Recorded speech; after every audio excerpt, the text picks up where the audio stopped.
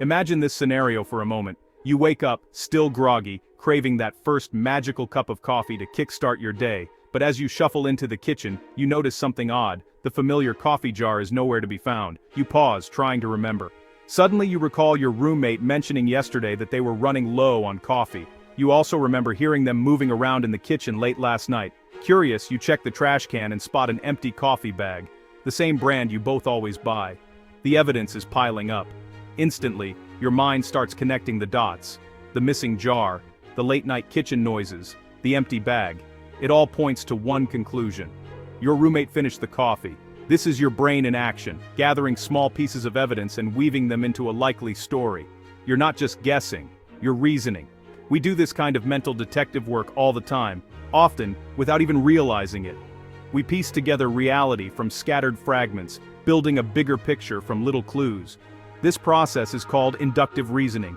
It's when we move from specific observations, like the empty coffee bag and the missing jar, to a general conclusion: the coffee is gone, and we know who finished it.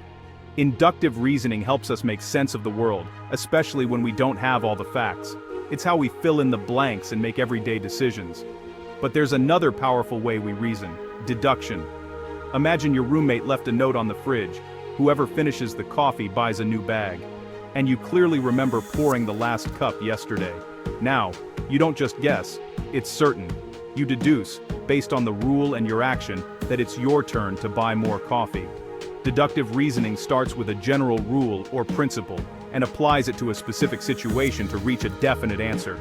It's logical, step-by-step thinking. Induction and deduction are like the twin engines of human thought, each powering our ability to understand and navigate the world. Whether we're solving mysteries, making decisions, or building relationships in scientific theories, these two ways of thinking help us interpret reality and move forward. Understanding how we use induction and deduction is the first step to understanding not just the world around us, but also ourselves and how we think. To grasp these ways of thinking, let's travel back in time. In ancient Greece, Aristotle created a system of deductive reasoning, a logical machine. Start with a general rule: all humans are mortal. Add a specific fact: Socrates is human. The conclusion is inescapable. Socrates is mortal. For centuries, this deductive method was the gold standard for proving truths. But in the Renaissance, Francis Bacon saw its limits. Deduction could prove what was already known, but not discover new truths. Bacon championed induction: start with observation, gather data, and build general rules from specifics. Want to know about swans? Observe hundreds of them. If all are white, you induce all swans are white. This bottom-up approach sparked the scientific revolution. Induction became the tool for discovery. Deductive reasoning is the logic of certainty. It's the process we use when we want to be absolutely sure of our conclusions, leaving no room for doubt or ambiguity. It funnels broad, general truths down into specific, guaranteed conclusions, like a funnel narrowing everything to a single, inevitable point. If your premises are true, your conclusion must be true. There's no wiggle room. Deduction is all about necessity. For example, consider this: all employees working on a holiday get double pay. You worked on July 4th, which is a recognized holiday. Therefore, you get double pay. The conclusion follows with certainty, as long as the premises are correct. Deduction is essential in fields where precision and accuracy are critical, like mathematics, computer programming, and law. These disciplines rely on clear, logical steps to reach conclusions that can't be disputed. Mathematicians, for instance, start with basic axioms and carefully deduce theorems, building knowledge step by step, ensuring every result is grounded in certainty. Computers, too, operate on deduction. If X, then Y, no guessing, just following strict logical rules to reach the right answer every time. But deduction has its limits.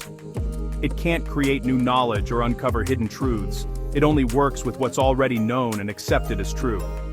If your premise is wrong, your conclusion will be too. The certainty of deduction depends entirely on the truth of your starting points. For instance, if only full-time employees get holiday pay and you're part-time, deduction leads you astray, showing how crucial it is to have accurate information. Deduction is powerful for processing truth, but it needs solid, reliable foundations to work properly. just like a house needs a strong base. It's not a tool for discovery or creativity, but for achieving certainty and verifying what we already know. That's why, to truly understand the world and make new discoveries, we need more than just deduction. We need a way to generate new ideas, to explore possibilities and expand our knowledge beyond what's already established. That's where induction comes in, opening the door to new insights and creative thinking.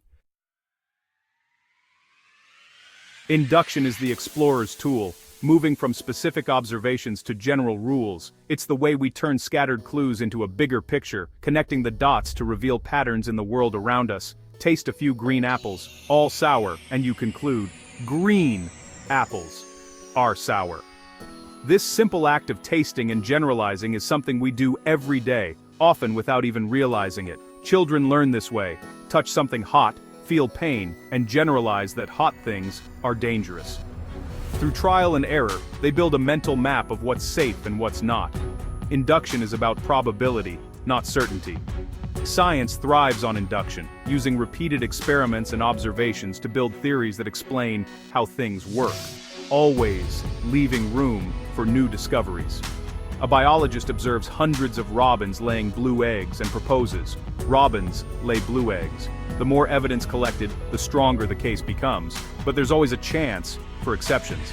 Each new observation strengthens the theory, but it's never absolute. There's always the possibility that the next observation could challenge what we think we know. Induction lets us predict the future from the past.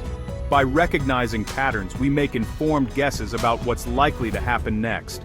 Meteorologists see patterns in weather data and forecast storms. Their predictions help us prepare for what's coming, even if they're not always perfect. Streaming services notice your viewing habits and recommend similar shows. These systems use induction to guess what you'll enjoy next, learning from your choices over time. Induction is how we learn, adapt, and innovate. It's the foundation of creativity and progress, helping us solve problems and imagine new possibilities. It's the art of making educated guesses from experience. We reflect on what's happened before to guide our choices and shape our future, but it's always open to revision with new evidence. When something new comes along, we adjust our beliefs and theories, staying flexible and open-minded. That's its strength and its risk. Induction empowers us to move forward, but it also reminds us to stay humble, knowing that what we believe today could change tomorrow. We're not perfectly logical. We mix up deduction and induction all the time. We treat inductive guesses as certainties, leading to stereotypes and biases. Meet two rude people from a city, and suddenly, everyone from there is rude. That's hasty generalization. Too little evidence, too big a leap. Or we apply deductive rules too broadly, ignoring exceptions, like insisting exercise is always good, even with a broken leg. The world is too complex for one mode of thinking. Relying only on deduction traps us in old knowledge. Relying only on induction leaves us guessing, prone to error. Clear thinking means knowing which tool to use. Recognize when you're making a logical deduction and when you're making an inductive guess. Self-awareness helps us avoid mental traps. It's the key to better reasoning and to better decisions. Sherlock Holmes is famous for deduction, but his real genius is induction. He observes countless details, cigar ash, footprints, mannerisms, and builds general rules. When he meets Dr. Watson, he applies these rules to specific clues. Holmes's deductions are really brilliant inductive leaps. In real life, doctors do the same. A patient arrives with fever and cough. The doctor recalls hundreds of similar cases and induces, likely the flu. This is a working hypothesis, not a certainty. To confirm, she orders a lab test.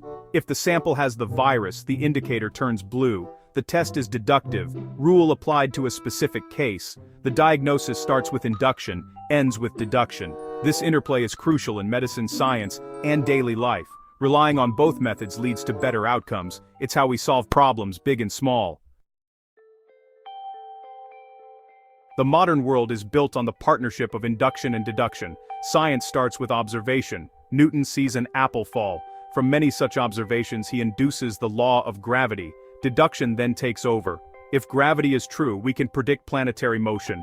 Astronomers use deduction to find Neptune, exactly where theory predicts. This cycle, induction to deduction to observation, drives progress. Engineers use scientific laws to design safe bridges. AI systems mimic our reasoning. Some use deductive rules, others learn patterns inductively. Technology advances by blending both modes of thought, each strengthens the other. This feedback loop powers discovery and innovation. It's the engine of our civilization. In a world flooded with information, wisdom means knowing how to think. Balance deduction's certainty with induction's openness. Over-relying on deduction makes us rigid, trapped by faulty premises. Over-relying on induction makes us gullible, seeing patterns where none exist. The key is humility. Ask if your belief is a proven rule or a generalization from experience. Update your beliefs with new evidence. Question your premises if reality disagrees. Think like a scientist. Hypothesize, then test. This balance is the heart of critical thinking. It's our best tool for making better decisions, for ourselves and for the world.